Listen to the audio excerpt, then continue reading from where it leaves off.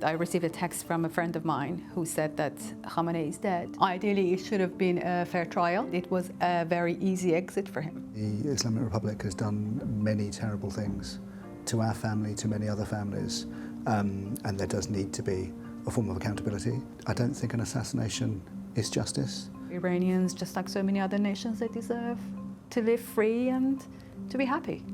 And I think they will get it. And I think we are close.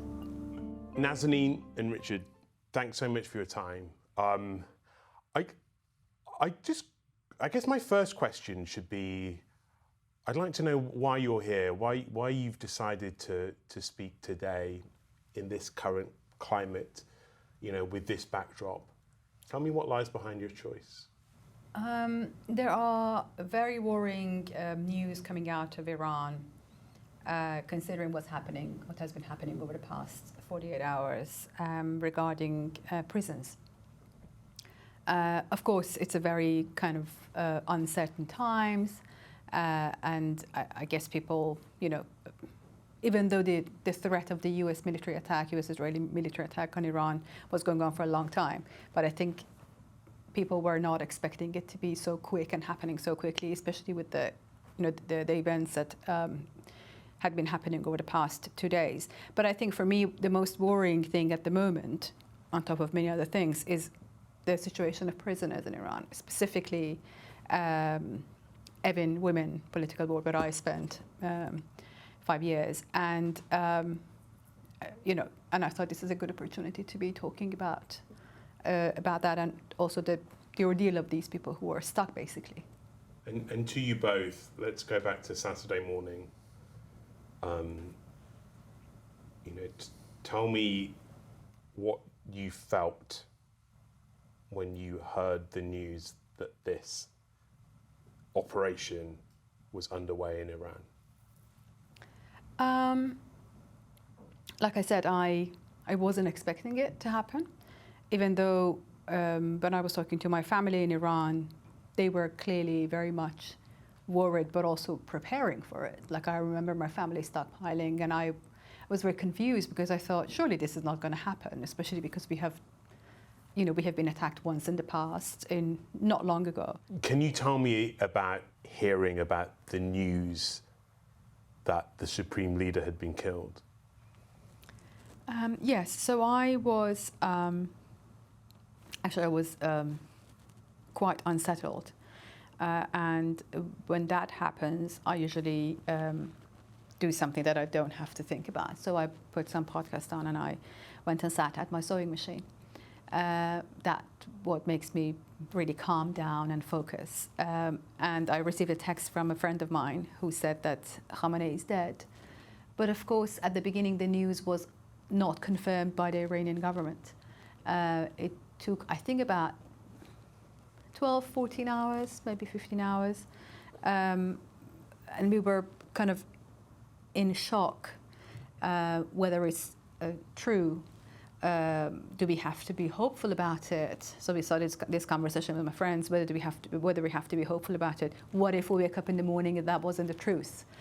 So just being a bit cautious on how we reflect on such news. But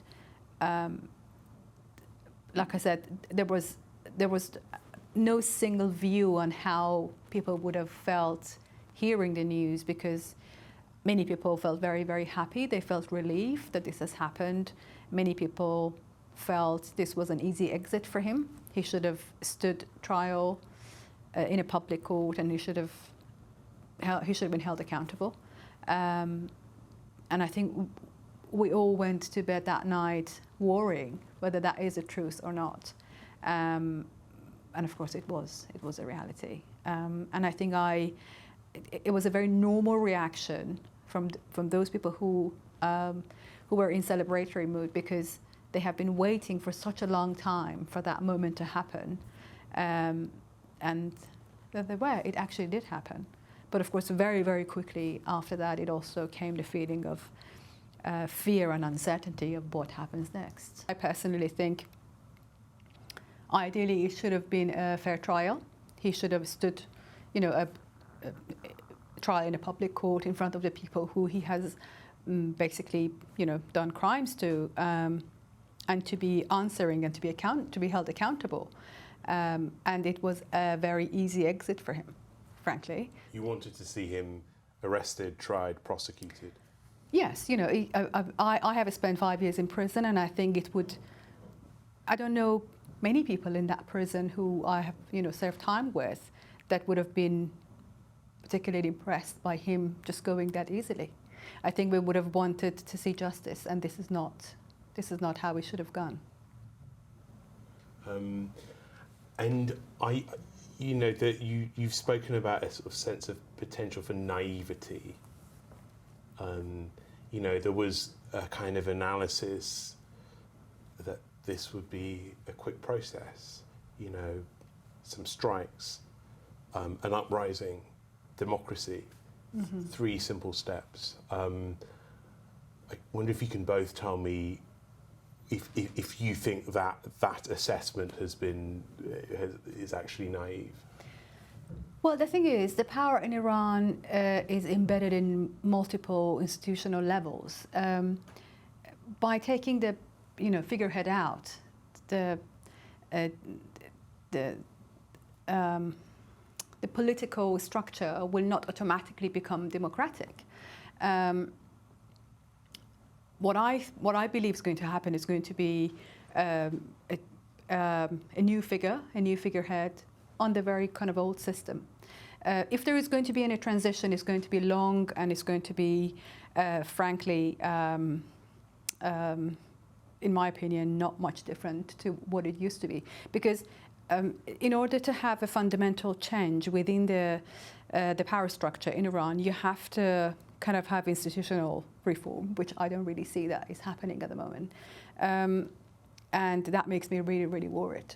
That makes me so worried about what is going to happen next. And like I said, it might have been a moment of relief, but it doesn't change much, of what is going to happen in the future, because the fundamental political structure remains the same. Yeah.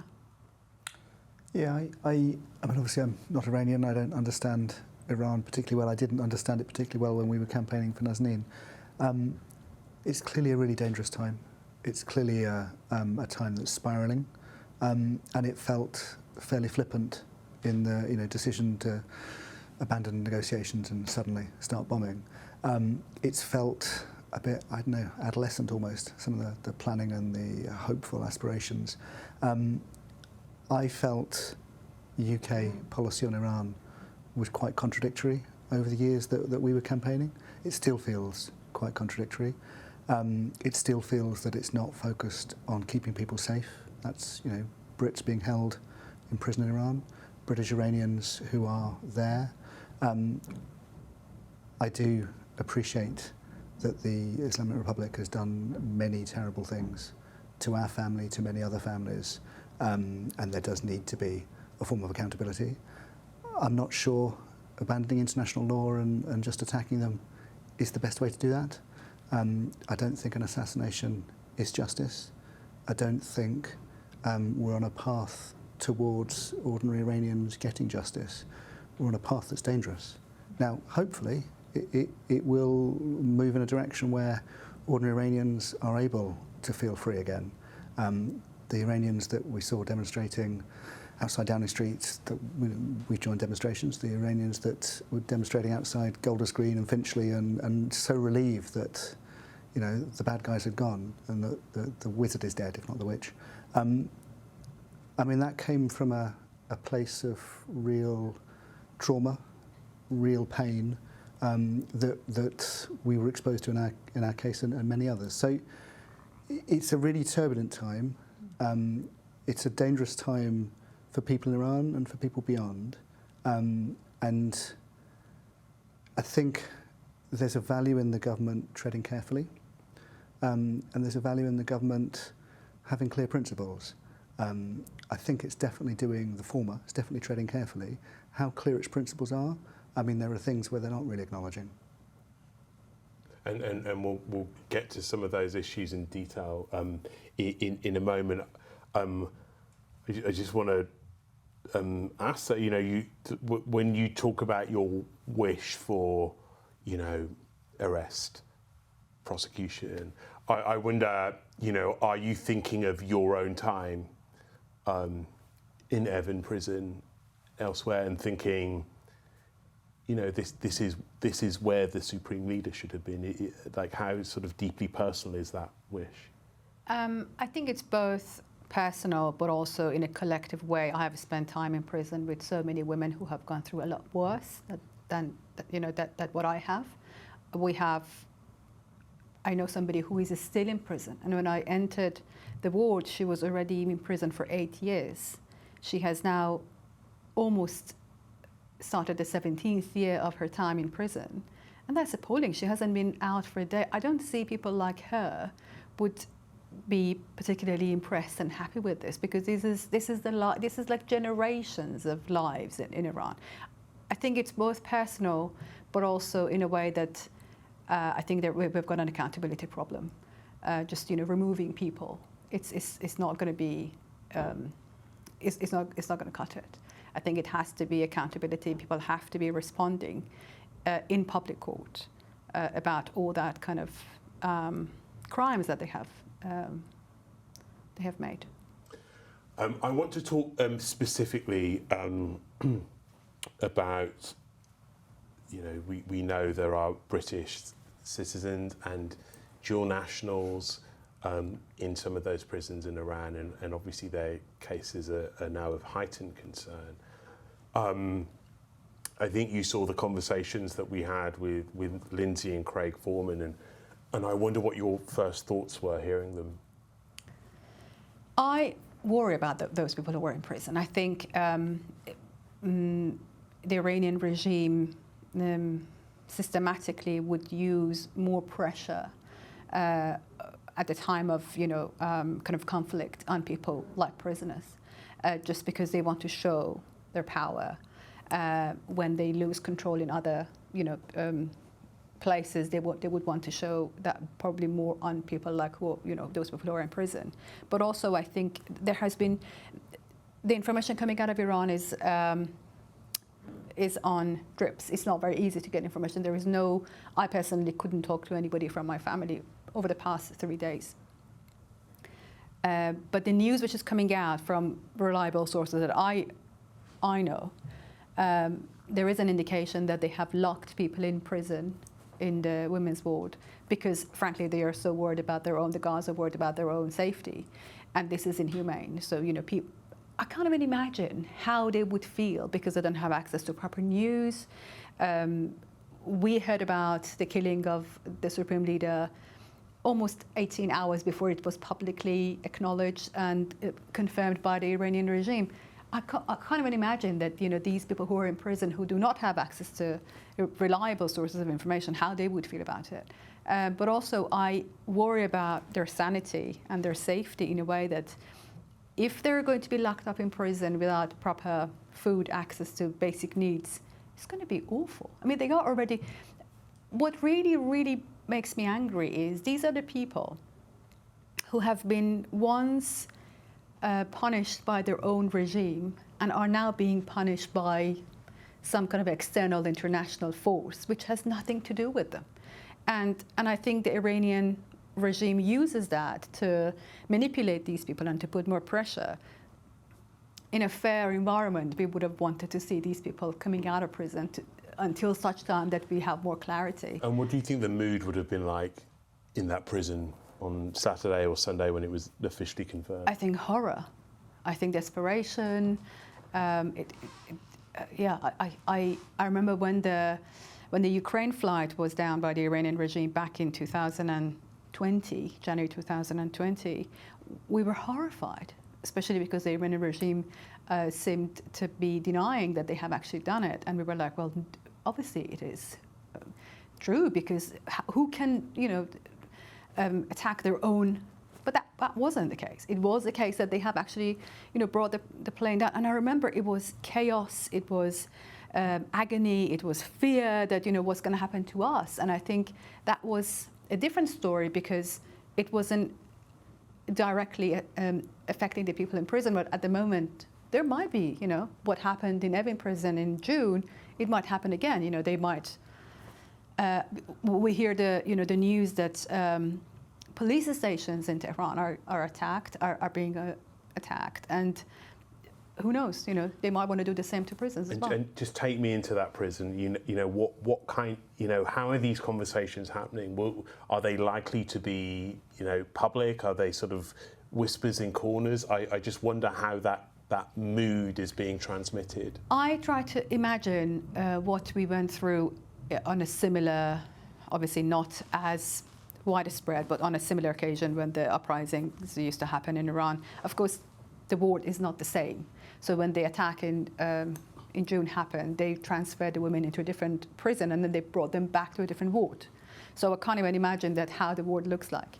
And I think there are more prisoners in the ward because they have recently arrested so many people in January. And I think people trying to get hold of their families with phone lines being down and they not being able to, and I'm assuming that there are no visits either because people are advised not to leave their houses. And the fact that families would go from one place to the other to look after the people who, to try to find a way to get them out of prison temporarily, it must be horrifying. I think from the outside, it's the feeling of powerlessness. So you don't know what's happening. You lost contact. It's clearly dangerous what's happening to the whole of Iran, but especially the prisoners, especially Lindsay and Craig, and their family won't know what's going on, and the embassy is evacuated. So even calling the Foreign Office to find out any news, they won't. So you have this sort of real vacuum of knowledge precisely when things get most dangerous. And precisely when you're turning to the government for in desperation, so that's hard. That's really hard.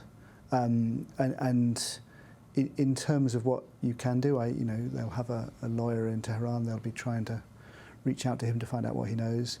They'll be trying to find out are there any other embassies that are still operating that the government can talk to. But there's a real overwhelming sense of fear. That's really hard to deal with. And your thoughts, Richard, when you saw those interviews with Craig and Lindsay Foreman? Yeah, so brought back, I thought very brave of them to do those interviews, brought back memories of how, I don't know how tough it felt, how abandoned at points you feel. It's a long ordeal. When you're stuck inside prison, you don't really know what's going on. The family outside are trying to keep spirits up, trying to keep, in my case, keep Nazanin going, that there'll be, the sun will rise again. Trying to keep pressure on the government, being told various things by the government that later on you think, well, that's not really true. Not necessarily wanting to share the bad news with the loved one in prison. Really hard to find a way through. So, yeah, I brought back tough memories. I think the family are doing all they can to keep them in the spotlight and keep them safe. I think I was disappointed that the Prime Minister didn't mention Lindsay or Craig in his recent statements, that the plight of the British hostages held in Iran, and it's not just Lindsay and Craig, there are others, didn't make a reference point. And why was that, do you think? So I don't know why that was. I think I felt, one of the promises the government made after Nazanin's case was that they were going to have an improved approach to dealing with hostages. They were going to set up a hostage envoy. They were going to bring in a right to consular protection so it would be fair what happened to different people. And part of the complaints of families was that it wasn't fair and that we got on the television a lot, so we got more attention, others didn't. And that hasn't happened. They haven't kept those promises. It's also the case, and one of the things I found quite triggering, for one of, in the case of Lindsay and Craig has been both the sort of suppression of the case and sort of encouraging the family to keep quiet and not to talk to the media, where that is a way that they can keep their loved ones safe. And also, if I'm blunt, a kind of victim blaming. So every time I've ever seen a news report, the briefing that the government has put out has been that the problem was that they ignored travel advice and that they shouldn't have gone there. And it's like, how, no one deserves to be a hostage. How long do you need to keep applying the line that they should have followed the travel advice? Here we are a year later. This is the second time they've been in prison during a conflict. Last time the government lost them and they disappeared completely, and they had no way of proving they were safe, and the embassy was evacuated. Again, this time the embassy's been evacuated. There is no contact with the prisoners. The family won't be getting any reliable knowledge, and it's been more than a year. These cases aren't that hard. They're not that hard. There's a lot of prevarication, a lot of telling ministers it's really complicated. But it feels like an abandonment. And I have every sympathy for how vulnerable the Foreman family feel, and how vulnerable all the other families who are being held. And it's not good enough that that's not mentioned in the Prime Minister's address. That should be the top consideration of the Prime Minister, of the Foreign Secretary, is to keep British citizens safe. And that should be those who are in harm's way in prisons, British Iranians who are in Iran, Brits around the Middle East who are now in harm's way, and that should be driving our policy. And it doesn't seem to be. And of course, they're there together, but also apart. I wonder for both of you, we saw so much of Richard during your time in prison. I wonder if you feel for them that is almost a blessing or quite the opposite. Actually, I haven't thought about it. It's a very interesting question. Probably a blessing, because I remember it was very. I don't think they can meet each other quite regularly, as far as I have been told by the interview, by the posts that Joe puts up. I think it is like every couple of weeks. But at least there is this kind of peace of mind that there is 50 meters between them, something like that.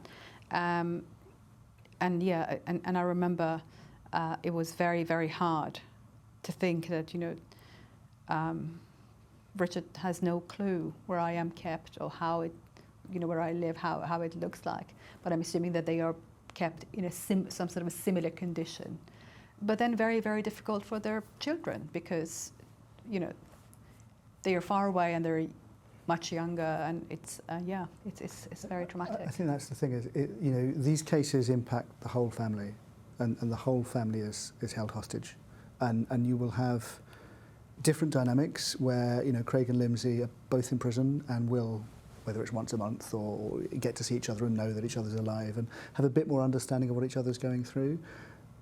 But will they understand what their kids are going through? Will they be able to keep their kids safe? Will the kids understand what their mum and dad are like? It imposes such a burden of trauma and different survival journeys that everyone goes through. And to add to that, at this moment, that then hearing that British diplomatic staff are having to leave Tehran, I mean that must add to the fear. Yeah, without doubt, you will feel as a family, how on earth? Well, you feel completely exposed. How on earth are we going to get them home? And this is such a dangerous time. And the human imagination can do terrible things when it's left with danger and reflecting on what could happen. And there's no way of knowing what's going to happen next week. The Iranian system has used previous conflicts to increase executions. That's why all the families are much more scared about what's going on.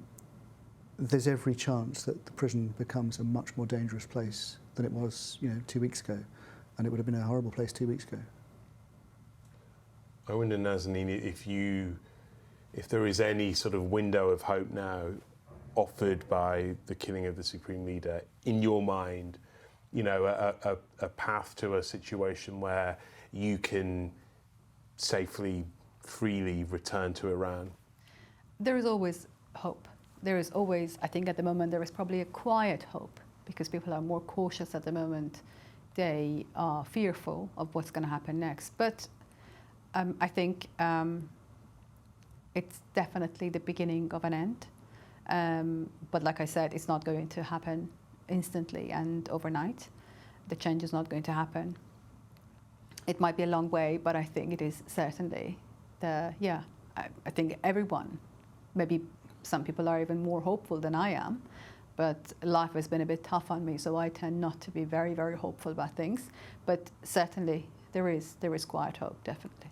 And sorry. Well, I was going to say, it feels to me there's the possibility, but not the path.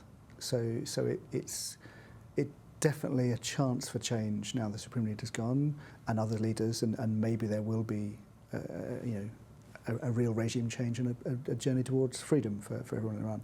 But there isn't a clear path as to how that's going to happen, and that's partly what all the anxiety is about. Our experience of the years of the regime was it was impossible for it to reform, and I think when I did that hunger strike in front of the Iranian embassy, their response was not to invite me in to understand my problem, but to build a wall to close it off. That's kind of how the Iranian regime operates always, is to block out anything it can't deal with. And so I don't think we sit here hopeful that the regime has the capacity to change, or that the path being taken by President Trump and Prime Minister Netanyahu and others is leading us closer towards that. And I wonder, thinking specifically of Prime Minister Starmer, Nazanin, what would your message to him be at this crucial moment for Iran and for the region? What would your message be to him? I think the UK government must stand with the people of Iran. Eventually, what will happen will be the decision of the people who live in Iran. But I think the UK-Iran policy cannot be this incoherent. The Prime Minister condemned the attack by Iran on US bases, but did not condemn the attack by the US and Israel on Iran. And I think there has to be some more clarity. But the bottom line is the people in Iran have already suffered a lot of injustice by their own government, and they should not be the ones who are paying the price again for an international, dispute and conflict. Should Prime Minister Starmer be attempting to rein in the Trump administration? Probably you should answer that question, I think you never know what's happening behind closed doors. I think it's really problematic. It was problematic in our case years ago that the UK did not follow international law. I think it's problematic in this case that we're not using international law, accountability for crimes as the common universal, and that we're allowing some things and not allowing other things. And you get this inconsistency and you get this cynicism, and the Iranian system is a very cynical place. It will, if it has the power, stay abusing ordinary Iranians, including British Iranians, including American Iranians, and so on. It's not easy for the UK to develop a clear Iran policy. We haven't had one for a while. Right now, it probably isn't big strategic questions. It's probably just keeping people safe, keeping people like Lindsay and Craig safe, keeping people safe throughout the region. And the more we're clear in our principles and we're consistent that our actions match our principles and not that you have rhetoric and actions as being contradictory, the better chance that we have of being listened to. And I wonder if, given everything you've said, you feel that even under a new leadership, the US and Israel's actions over the weekend have laid the groundwork for a new wave of resentment, even if Iran moves to a new leadership, a new structure. I think it is a really dangerous time, and it's a really traumatized time. And how events play through, particularly reckless actions, will have consequences. But I think the one thing we learned in our case is you can't predict what's going to happen. build understanding by being honest and straight and consistent, the more that the British government is honest and straight and consistent, the better relationship we'll have with Iran and anyone else. And Nazanin, perhaps a more important message would be the one that you would send to those hundreds of prisoners, political prisoners, Iranians, foreigners, inside Evin and elsewhere, who are now in that state of fear that you describe. What would you say to them? When I came out of prison, I realized that there were so many people who were following my story, and I was very, very lucky that they campaigned for me and they were part of the force behind my release. So I promised myself that it might not necessarily change to any particular, it might not necessarily lead to any particular change, but that makes me feel better to talk about this, the condition of these people who are unjustly imprisoned in Iran. And I think I would want them to know that we care about them, we think about them, and that to be hopeful that justice will prevail. Yeah, we've got a frame in our house. When I was away, somebody has given it to us that says, "Hope is the last thing to die," which sounds very cliche, but that's true. I think even with the change of the government in Iran, we still hope that will happen. There is a hope that what we have been seeing over the past couple of days might lead to something that people of Iran have been longing for such a long time. It might not be quick, but it will definitely happen. So I think for them as well that truth and justice will prevail. Obviously for yourselves, you are trying to get hold of your friends or family members, loved ones in Iran. Just talk me through that and talk me through the feelings that you have as you go through this process. So I usually don't check my phone in the middle of the night. I do wake up, but I tend to put it away, and I just put it back on in the morning. But for some reason that night I felt, because I was talking to my sister and she was like, "Oh, we are so worried about what's going to happen," even though I have been trying to keep calm. And then I opened my phone, I think around 5:30 in the morning, and that's how I think around like half an hour before there has been the attack. And I received messages from my sister saying that we are safe, which means if you were worried about us. So around 6 o'clock I called my mom, and that was the last time that I have heard from them directly. It is very, very worrying because even though, I do not support any military attack in the world, and the reason for that is the human lives is a collateral damage for any war and military attack, and I don't believe that removing the heads of state would have no casualty. We just heard on the very first day of the attack that a girls' school was attacked. This is lives of the people who had nothing to do with politics and with what has been happening in Iran and what the government has been doing. I find it really traumatizing that I cannot contact my family. I'm not alone. There are so many people like me, and actually I think majority of Iranians cannot contact.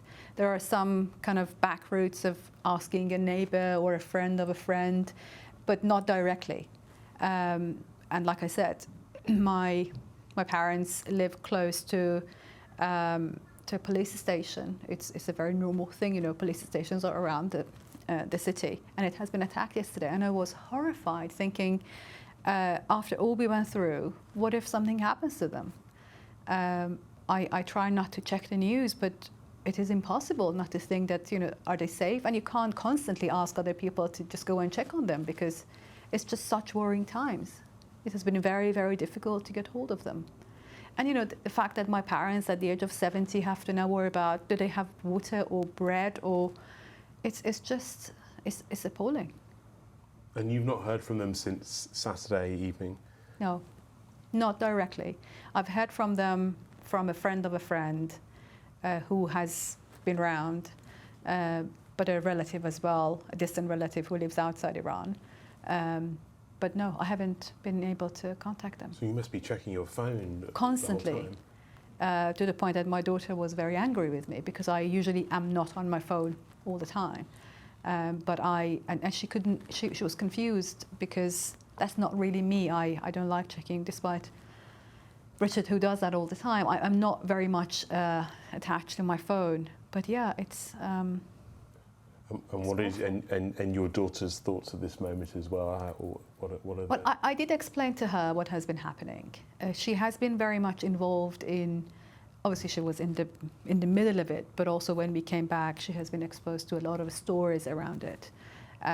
So I did explain to her what happened, and she asked me who is going to be the next leader, which was a very simple question, but also a very difficult question to answer.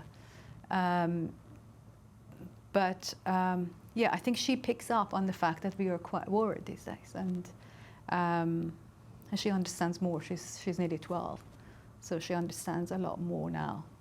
Does she want to go to Iran? She would love to go back to Iran, and hopefully she will one day. Yeah, I think she reckons Iran is the best country in the world, and they've got the best food, and yeah, she has got fond memories, despite the fact that she used to come to prison every week to see me. But she has got fond memories of Iran, being in Iran. And those memories haven't faded.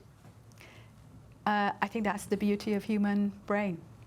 You forget the bad things and you hold on to the good things. That's what has happened to me as well. There's a lot of fun memories of prison, people in prison, the life we had together, the solidarity, helping each other, little funny jokes, little funny things. But also a lot of bad things happen. But I tend to hold on to the good things rather than the bad things. And I think that's just the beauty of the way we survive, because if we were supposed to be remembering all that nasty things, we wouldn't have. I mean, imagine what we went through in January was so horrific, with those images, so graphic images coming out. We were talking to a couple of my friends a couple of days ago, and we were talking about how do we actually survive and how tenacious human being is, that we go through all of that. We still manage to tell jokes and laugh and dance, and it's just unbelievable how human being survives and how we hold on to things that can help us move on.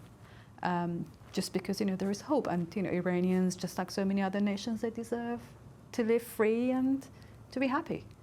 And I think they will get it. And I think we are close.